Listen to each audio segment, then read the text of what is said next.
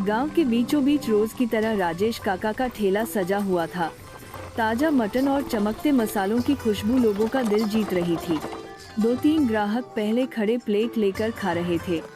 तभी एक ग्राहक मुस्कुराते हुए बोला, अरे राजेश काका, एक सच बात बताइए, कौन सी कंपनी का मसाला डालते हो? इतना स्वाद आता ही कैसे है? मेरी पत्नी बनाती है तो आपके जैसा स्वाद नहीं आता काका। अरे भाई, मैं किसी कंपनी का मसाला नहीं डालता। मसाला तो मैं खुद बनाता हूँ। घर में ही अदरक लहसुन पिसता हूँ और सारे खड़े मसाले डालता हूँ। असल स्वाद तो घर के मसालों में है। ओह, तभी तो आपकी मटन में इतना स्वाद है। प्लेट देखते ही मुंह में पानी आ जाता है काका। और हाँ, सब मटन भी ताजी होती हैं। मसाले अच्छे होते हैं, वही असली बात है। अच्छा सामान, अच्छा स्वाद। गांव वाले खुश रहते थे कि उनके गांव में इतनी स्वादिष्ट मटन मिलती है। लेकिन उसी गांव में एक मनीष नाम का मटन करी चावल का ठेला था। उसकी मटन करी राजेश काका जितनी स्वादिष्ट नहीं थी, पर एक बात से लोग उसकी तरफ भी खींच जाते थे, कम दाम। जहां राजेश काका करी चावल का ठेला था, काका एक प्लेट 70 में बेचते, वहीं मनीष सिर्फ 50 लेता था। उसके ठेला पर भी कुछ ग्राहक बैठे थे। उनमें से एक बोला, अरे मनीष भाई, एक बात बताओ, तुम इतनी सस्ती मटन करी चावल कैसे बेचते हो? वहीं राजेश काका तो 70 में दे रहे हैं। अरे भाई, बाकी लोग तो लूटते हैं, मटन बनाने में इतना खर्च आता ही कहाँ है। वो तो बस दिखावा करते हैं, बेवजह महंगी बेचते हैं। यह सुनकर लोगों को लगता था कि मनीष कितना ईमानदार है, लेकिन सच्चाई कोई जानता नहीं था। कुछ दिन बाद राजेश काका का बेटा राहुल, जो हैदराबाद में किसी कंपनी में काम करता था, महीनों बाद शहर से वापस आ गया। घर में कदम रखते ही उसने हैरानी से पूछा, माँ, मैं आ गया। पिताजी कहाँ हैं? आपने उन्हें नहीं बताया कि मैं आ रहा हूँ? आज भी और ठेला लगाने कैसे चलेगा गए? अरे बेटा, मैंने उनको नहीं बताया, तू ही जा और क्या कहते हैं, हाँ, सरप्राइज दे दे। अरे माँ, सरप्राइज नहीं, सरप्राइज होता है। हाँ हाँ, वही। थोड़ी देर बाद राहुल गांव की तरफ निकला। दूर से ही उसने देखा कि उसके पिताजी का ठेला ग्राहकों से घिरा हुआ था।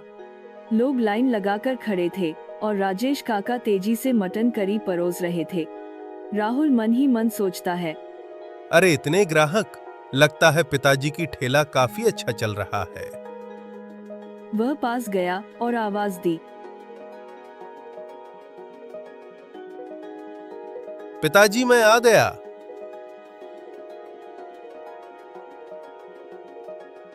अरे रोहित बेटा, कितने दिनों बाद आया है? तूने बताया नहीं कि तू आ रहा है। चल अब ठेला समेटते हैं, घर चलते हैं। दोनों मिलकर ठेला समेटकर घर पहुंचे। राहुल ने शहर की अपनी सारी बातें बता दी। पिताजी, अभी मेरी कंपनी में छुट्टी है कुछ दिन। मैं यहीं रहूंगा और आपके ठेले पर आपकी मदद करूंगा। ठीक है बेटा, सही है।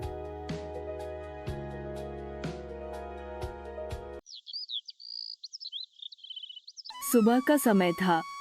सुबह सुबह काका मटन लेने पहुंचे। अरे आदिल मियाँ, 10 किलो मटन दे दो। मटन तो दे दूं काका, पर आज से मटन के दाम बढ़ गए हैं। अरे मटन तो तुम ही बेचते हो, तो दम कैसे बढ़ गए? अरे काका, मैं बकरा खरीदना हूँ और उसका मटन देता हूँ। मैंने बकरा खुद नहीं पाल रखा। ठीक है, फिर आज 5 किलो ही कर दो। काका ने दाम बढ़ाने के कारण आज 5 किलो नहीं लेकर घर आ गए। फिर काका ने दुकान लगाया। ग्राहक आए। जल्दी जल्दी मटन करी लगा दो हमारे लिए। अभी देता हूँ गर्मा गर्म। पर एक बात, आज से दाम बढ़ गए हैं, अब 100 रुपए एक प्लेट। यह सुनकर ग्राहक चौंक गया। अरे काका, इतनी महंगी? अरे भाई, मटन दोगुने दाम पर मिल रही हैं। मजबूरी है, इसी वजह से दाम बढ़ाए हैं। भाई, पर मनीष तो कम दाम में दे रहा है। चलो भाई, वही खाते हैं। ग्राहक दाम ज्यादा होने के कारण से वहां से चले गए। अब मैं क्या करूं? ऐसे तो मेरी दुकान चलने से रही। अब क्या ही करूं, घर जाता हूं। काका उदास होकर घर चले आए। घर जाकर काका बहुत ही उदास थे। राहुल ने अपने पिता को उदास देखकर उनसे पूछा। पिताजी, क्या हुआ इतनी जल्दी? कैसे आ गए? और आप कुछ उदास लग रहे हो। कुछ हुआ था क्या बाजार में? क्या बताऊं बेटा, दाम सुनते ही लोग मटन बिना खाए भाग गए। आज कुछ कमाई नहीं हुई। वहीं पर मनीष कम दाम में मटन करी बेच रहा है, लोग उसके पास खाने चले गए। राहुल शांत बैठने वालों में से नहीं था। उसके मन में एक नई योजना आकार ले रही थी। उसे पता था अब समय आ गया है कुछ अलग करने का। पिताजी, अब हम हैदराबादी मटन बनाएंगे। अरे उसमें कुछ अलग क्या है? वही मसाले वही तो हैं। नहीं पिताजी, हैदराबादी मटन और हमारे यहाँ के मटन दोनों अलग है। उसमें हैदराबादी मसाले और उसको अलग ही तरीके से बनाया जाता है। हैदराबाद में रहकर उसका स्वाद जान चुका हूं।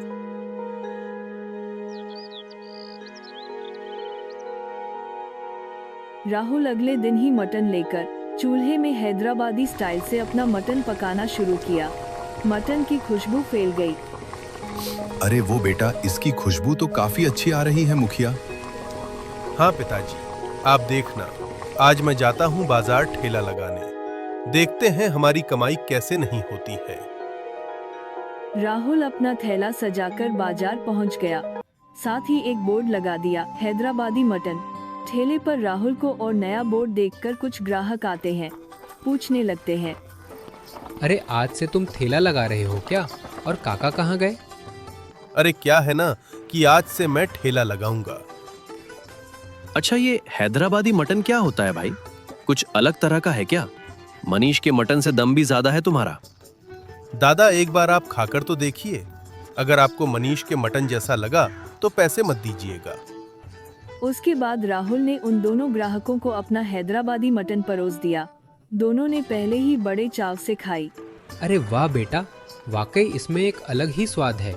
और इसका जो तीखापन भाई, वह क्या कहना इसके। हाँ भाई, क्या ही जबरदस्त मटन बनाया है आज तुमने। कहाँ थे तुम इतने दिन तक? उनकी बातें सुनकर राहुल खुश हो जाता है। दादा, यही तो बस हैदराबादी मटन का स्वाद है। हैदराबादी स्टाइल से मटन बनाने के कारण से आज राहुल की काफी अच्छी कमाई हो जाती है। अगले दिन राहुल फिर से ठेला लगा लेता है। उसके पास ग्राहक तो आते हैं, लेकिन मनीष यहाँ जितने ग्राहक आते थे उतने नहीं। मनीष बहुत ही कम दाम में मटन भेज करता था। उसके पास लोग ज्यादा खाने जाया करते थे। अरे भाई, ये मनीष मटन के दाम इतने बड़े हैं, फिर भी ये इतने कम दाम में लोगों को मटन खिला कैसे रहा है? राहुल सीधा मनीष के ठेले पर पहुंचा। उसके मन में कई सवाल थे। राहुल ने सीधे पूछा। अरे मनीष, एक बात सच सच बताना, मटन के दाम तो इतनी बढ़ गए हैं, फिर भी तुम 50 रुपए प्लेट कैसे बेच रहे हो? मनीष ने हंसते हुए कहा। अरे राहुल, दुनिया में सब तेरे पिताजी जैसे ईमानदार थोड़े ना होते हैं। क्या कहना चाहता है? मुझे पता है तुम्हारे ठेले पर अब भीड़ नहीं आ रही, दाम बढ़ाने की वजह से ना। तो क्या करें, मटन ही महंगी हो गई हैं। चल तुझे एक जगह दिखाता हूँ, वहीं से मैं मटन लेता हूँ, बहुत सस्ती पड़ती है। राहुल उसके साथ गया। एक आदमी मटन बेच रहा था। देख, इस आदमी से मैं मटन लेता हूँ। जितनी मटन आज नहीं बिकेगी, उसको अगले दिन ये मुझे दे देता है, आधे से भी कम दाम में। और तो और जो बकरा मर जाते हैं, उसका भी गोश्त ही है, मुझे बहुत कम दाम में दे देता है। तो क्या मरी हुई बकरी का गोश्त खिलाएंगे क्या लोगों को? अरे भाई, हम गोश्त के लिए उसको मारते ही हैं, तो समझ लिए थोड़ी पहले मार गई। और जो तू अगले दिन का बच्चा हुआ वासी मटन लेता है, से किसी की तबीयत खराब नहीं होती? अरे कुछ नहीं होता है, मैं सालों से यही मटन खिला रहा हूँ लोगों को। अब तक एक भी ग्राहक की तबीयत खराब नहीं हुई। राहुल कुछ देर चुप रहा। उसके मन में हलचल थी। ठीक है, कल से ट्राई करता हूँ। राहुल घर आ गया। राहुल सच में पड़ गया कि यह काम करूं या नहीं। अगले दिन से राहुल अपना ठेला लगा लेता है और अपना मटन करी बेचने लगता है। यह सब दूर से मनीष देख रहा होता है। आप आया राजेश का बेटा। कुछ नहीं, रुक जा बेटा, फिर तेरी शिकायत करता हूँ। एक दिन दोपहर को, जब धूप तेज थी, गांव का एक आवारा कुत्ता दोनों ठेलों के पास आ गया। वो पहले मनीष के ठेले के नीचे गया। कुछ देर बाद बिना कुछ खाए ही पीछे हट गया। फिर वही कुत्ता राहुल के ठेले के पास पहुंचा और पूंछ हिलाने लगा। लोग पहले हंसे, फिर धीरे धीरे चुप हो गए। एक आदमी ने कहा, भाई लोग, एक चीज तुमने ध्यान दिया? ये उस मनीष के ठेले पर गया, पर वहां से बिना कुछ खाए यहां पर आ गया।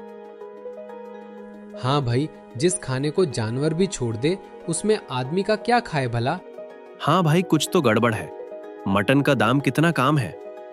यह बात फैल गई कि कुत्ता भी मनीष कम मटन नहीं खा रहा है और उन लोगों ने मुखिया के पास गए सारी बातें उनको बताया। सभी लोग मनीष के ठेले पर जाते हैं। उनके साथ राहुल भी आया हुआ था। क्यों रे मनीष, मैंने सुना है तो खराब मटन खिलता है गांव वालों को। नहीं मुखिया जी, मैं तो ताजी मटन खिलाता हूँ। नहीं मुखिया जी, ये मरे हुए बकरे का और बासी मीट का मटन बनाकर लोगों को खिला है। ये क्या कह रहा है राहुल? तो नहीं मनीष भाई, अपने ग्राहकों के साथ में बेईमानी नहीं कर सकता, इसलिए मैं वहां से मटन नहीं लाया। और ग्राहक तो भगवान समान होते हैं, उनको हम कुछ गलत कैसे खिला सकते हैं। सही कहा। इससे हो ना हो आज तो कुछ बीमारी नहीं हुई, पर आगे चलकर जरूर किसी की जान भी जा सकती थी। यह सब सुनकर मनीष कुछ बोल नहीं पाया और वही मुखिया गुस्से में आकर बोलता है, क्यों रे मनीष, तू ये सब कर रहा है? भला हो उसे कुत्ते का जो आज तेरी असलियत ले आया, वरना तो हमें तुम्हें पता ही नहीं चलता। माफ कर दो मुखिया जी, आगे से मैं ये काम नहीं करूंगा। मनीष सबके सामने माफी मांगने लगता है। तू सालों से नहीं सुधरा, आगे जरूर फिर तू कुछ न कुछ करेगा। और मैं ये नहीं चाहता कि गांव वालों में किसी की तबीयत खराब हो या किसी की जान जोखिम में आए। मुखिया ने फैसला सुनाया, आज से तेरा ठेला गांव में नहीं लगेगा। हमारी कहानी